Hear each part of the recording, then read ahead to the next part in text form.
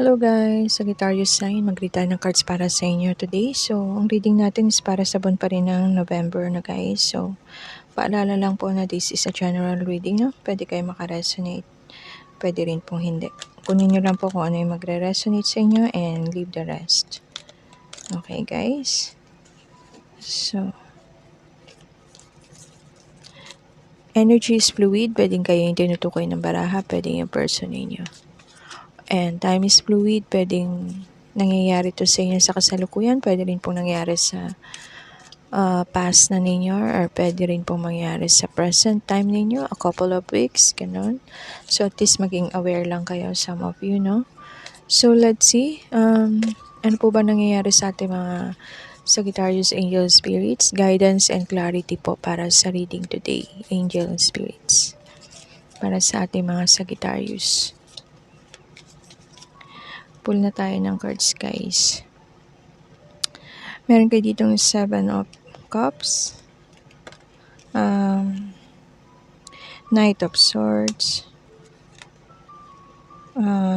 Page of Pentacles,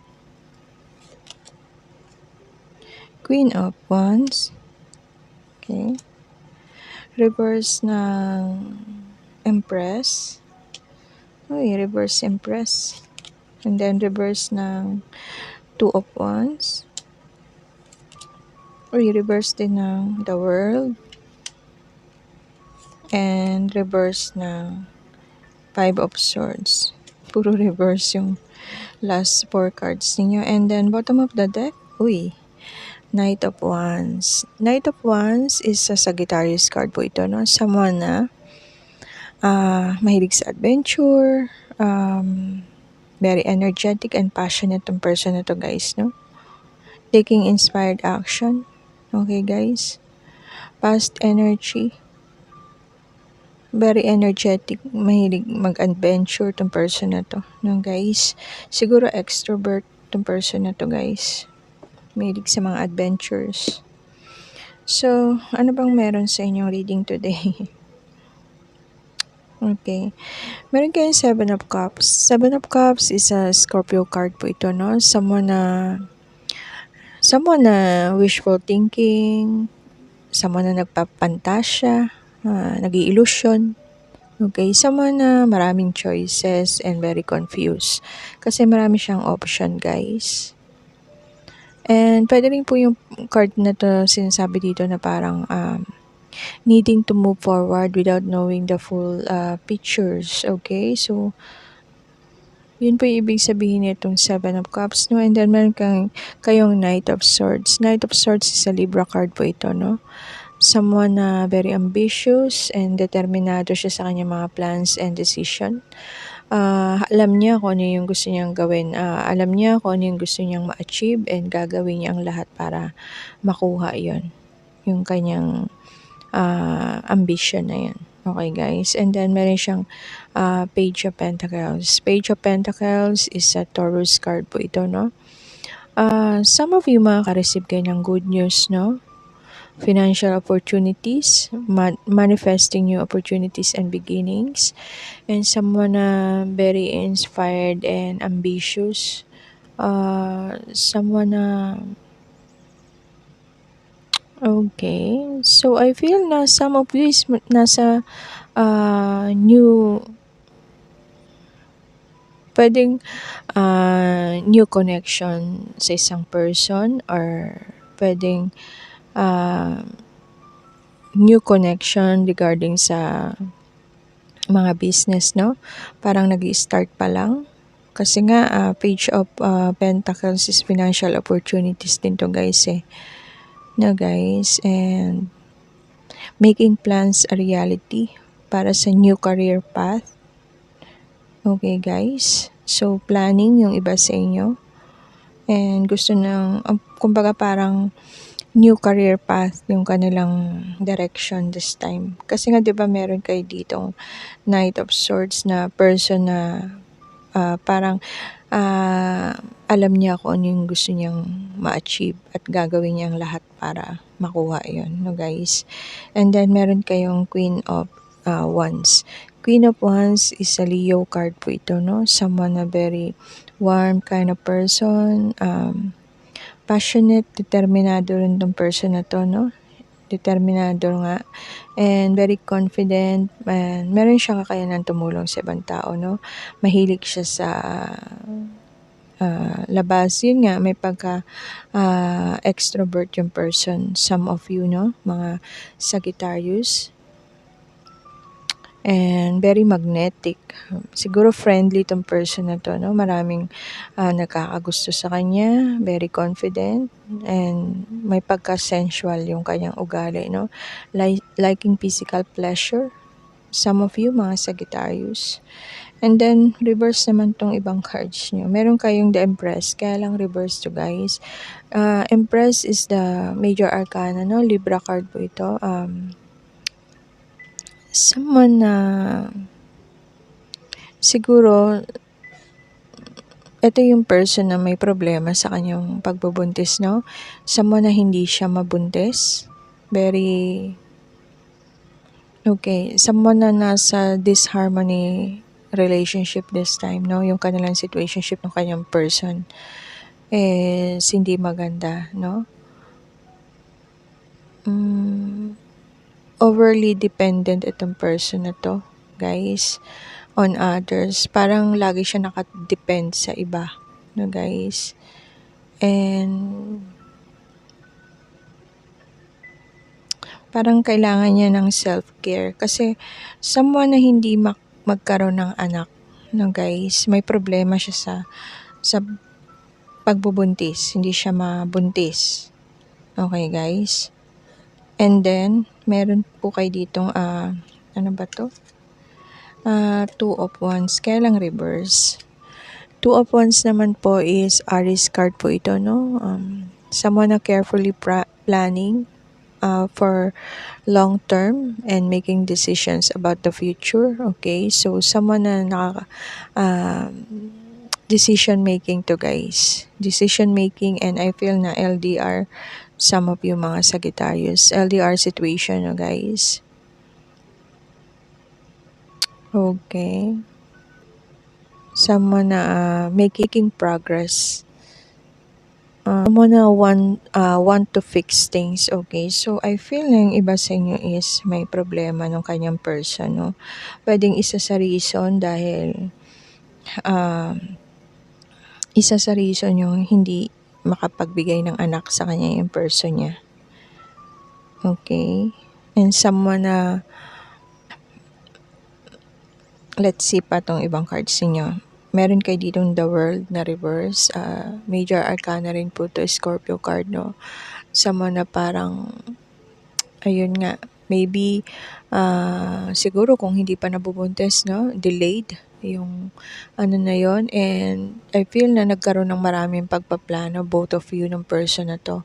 Parang naging failed plans, no, guys, unmet dreams, yung kanilang pinapangarap na magkaanak is hindi pa naibibigay. So feeling stagnation, some of you, parang delayed plans ang nangyari, some of you. Okay, so I feel na yung iba sa inyo gustong-gustong magkaroon ng anak, kaya lang hindi pa sila nabibiyayaan kasi yung person na yun is may problema siya sa kanyang pagbubuntis. Okay, parang need for self-care. Okay, so maybe kailangang magpa-check up, no? Pa-check up para malaman at maalagaan para magkaroon na, mabuntis na siya, no, guys? And then meron kayo ditong reverse din, kaya lang Five of Swords na reverse. Five of Swords po is a Scorpio card po ito, no? Kaya lang reverse siya, guys.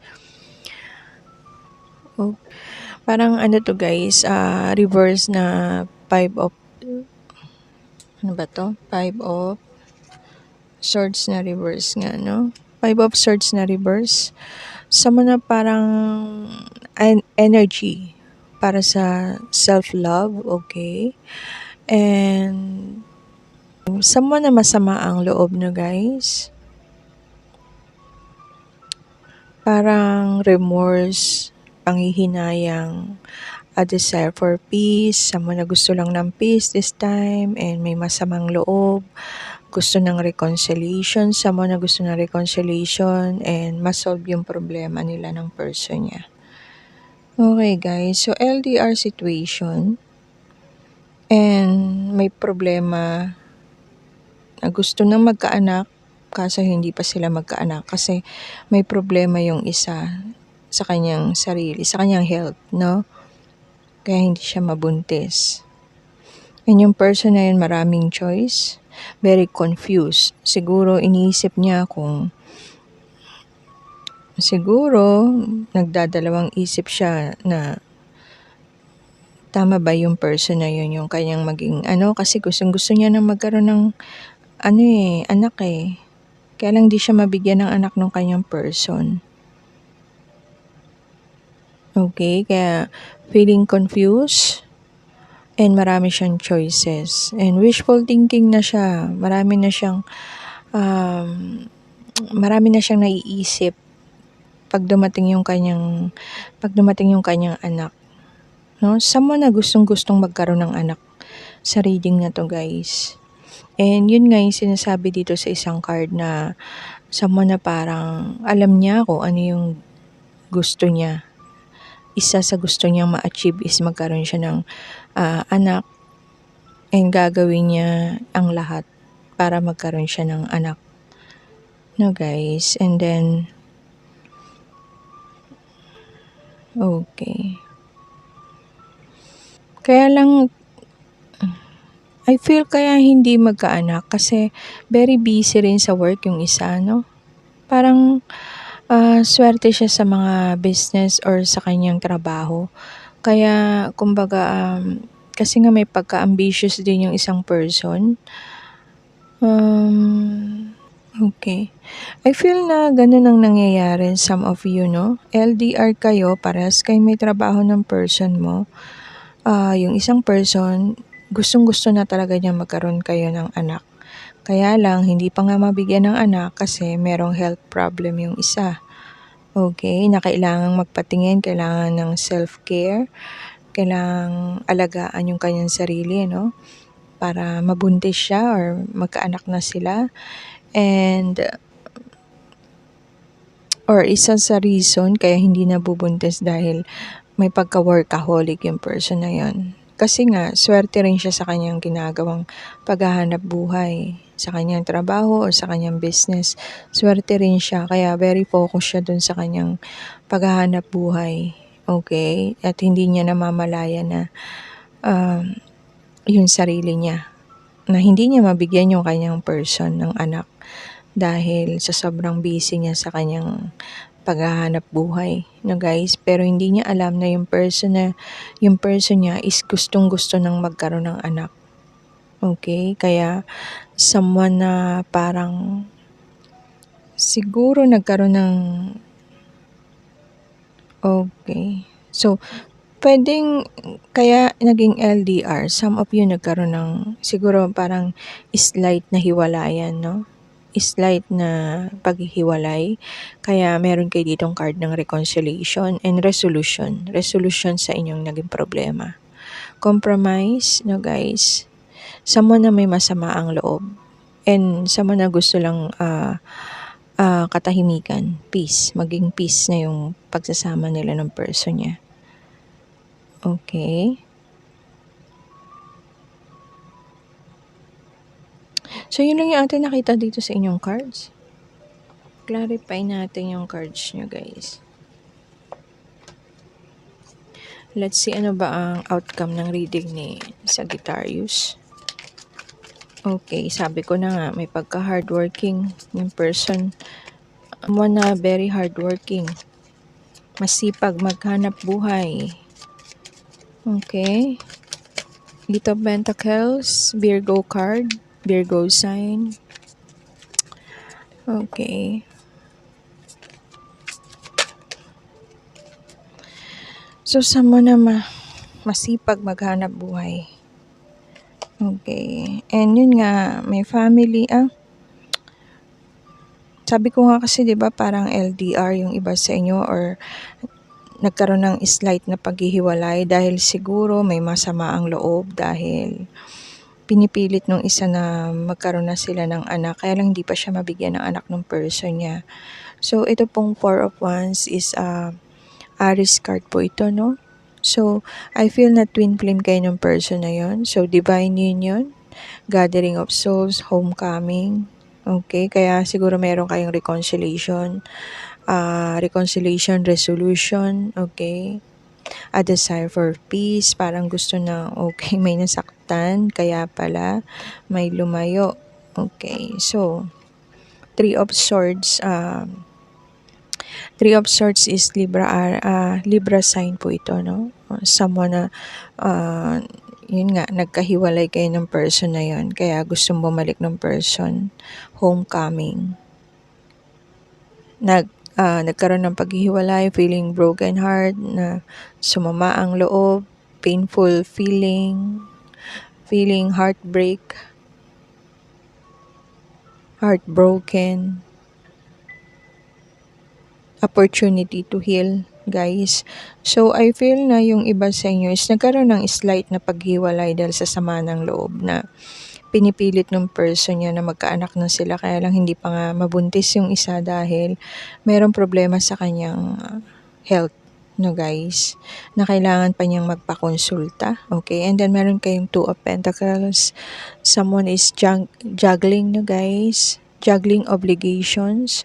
So, kaya ganun na yung feeling, kasi nga kinukulit na siya ng person niya ng pagbuo ng family, magkaanak, and then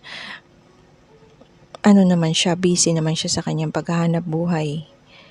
Kasi maganda rin yung pasok ng sa kanya opportunity pagdating sa finances. Swerte siya sa work, swerte siya sa business. Okay, kaya parang someone na need to balance many aspects of his or herself. No guys, ito po. Seeking harmony. Okay guys, so yun pala ang reading ninyo mga Sagittarius. And then meron kayong Knight of Swords. Knight of Swords is a Libra card po ito, no? Okay. Sabi ko nga sa inyo, someone na may gusto siyang ma-achieve. Yung gusto niya ma-achieve, isa sa gusto niya ma-achieve is magkaroon ng anak. And gagawin niya ang lahat para matupad yun. Alam niya na gusto niya magkaanak, gagawin niya lahat para matupad yun, guys. Determinado siya sa ganong plano. Okay, guys? So, yun lang po yung ibig sabihin ng inyong readings. Let's check dito sa Union Deck. Message para sa ating mga Sagittarius. Angel Spirits. So, yung reading ninyo is couple na gustong-gustong magkaanak, kaya lang hindi mabiyayaan ng anak dahil may problema sa health yung isa, kaya hindi mabuntis. Kailangang alagaan yung sarili niya, no? Self-care, self-love, and nagkaroon ng samaan ng loob. Siguro nagkaroon ng palitan ng salita na hindi maganda, kaya nakaisip maghiwalay muna or nag-give space muna sa isa't isa. Kaya may gustong makipag-reconcile and naisip na lang yung solusyon sa problema nila. And yun nga, meron kayong Four of Wands, Divine Union, Gathering of Souls, Homecoming, okay? Stability in home and relationship. Okay? And I feel na kung hindi pa kayo kasal, magpapakasal na kayo ng person na to. And I feel na yung good news na sinasabi dito sa cards nyo is, I feel na ibibigay na sa inyo ng universe yun. Mabubuntis na yung person na yun. No guys? Let's see. Yun nga guys. Twin flame kayo guys. See, Twin flame kayo. This is a divine counterpart connection. Guys. Twin flame kayo ng person mo. And go slow. Take time to get to know each other. Okay. So, siguro nga hindi pa kilala ng husto yung ugali ng isa't isa. Kaya nagkaroon ng palitan ng salita na hindi maganda. Kaya may sumama ang loob. May nasaktan na guys. And then, ayan guys. Forgiveness daw. Forgiving yourself or another will help you move forward.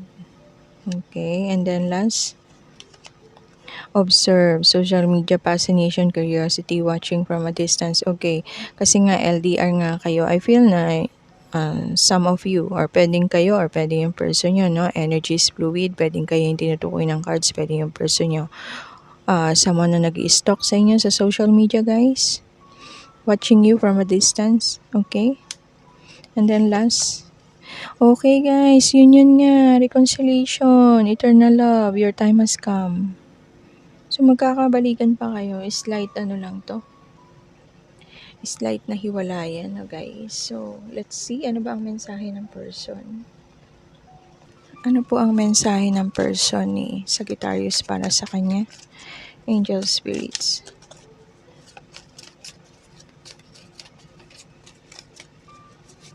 Mensahe po ng person ni Sagittarius. Ang sabi niya, you were my home and now I feel like I'm out in the cold. And next, sabi niya, I want you to see the real me now. I've been hiding from our love for too long. Okay.